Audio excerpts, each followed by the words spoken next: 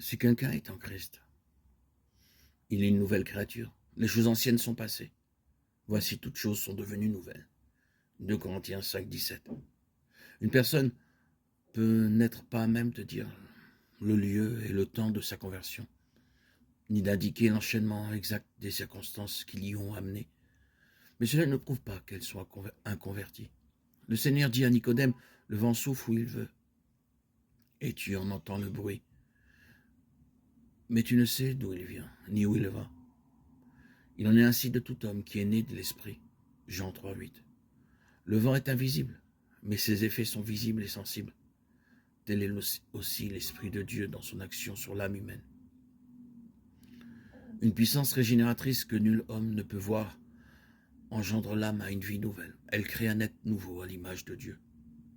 Tandis que l'action de l'Esprit est silencieuse et imperceptible, ses effets sont manifestes. Si le cœur est renouvelé par l'Esprit de Dieu, la vie en rendra témoignage.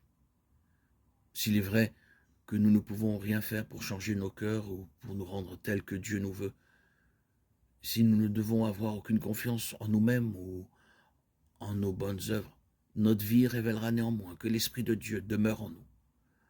Un changement se remarquera dans notre caractère, nos habitudes et nos préoccupations. Le contraste entre ce qu'on a été et ce qu'on est sera marquant.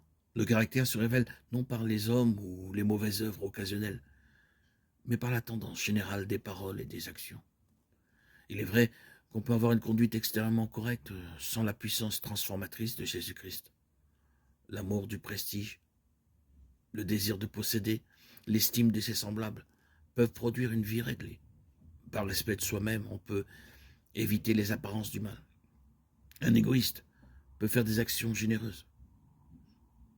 Comment alors déterminer de quel côté nous nous trouvons? Qui possède notre cœur? Avec qui sont nos pensées? De qui aimons-nous à nous entretenir? Qui possède nos plus chaudes affections et le meilleur de notre énergie? Si nous sommes à Jésus, nos pensées sont en lui, ainsi que nos plus douces émotions. Tout ce que nous sommes ou possédons lui est consacré. Nous désirons vivement reproduire son image, nous imprégner de son esprit, faire sa volonté et lui être agréable en toutes choses. Ceux qui deviennent des créatures nouvelles en Jésus-Christ produiront les fruits de l'esprit.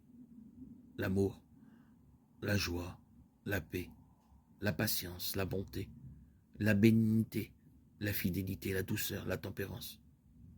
Galates 5, 22-23. Ils ne se conformeront plus aux anciennes convoitises, mais par la foi au Fils de Dieu, ils suivront ses pas, réfléchiront son caractère et se purifieront comme lui-même est pur. Désormais, ils aiment les choses qu'ils haïssaient, et les choses qu'ils aimaient, ils les haïssent. L'orgueilleux devient doux et humble de cœur. Celui qui était vain et autoritaire devient sérieux et modeste.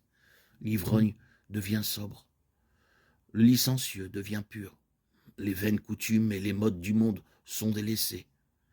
Le chrétien recherchera non pas l'ornement extérieur,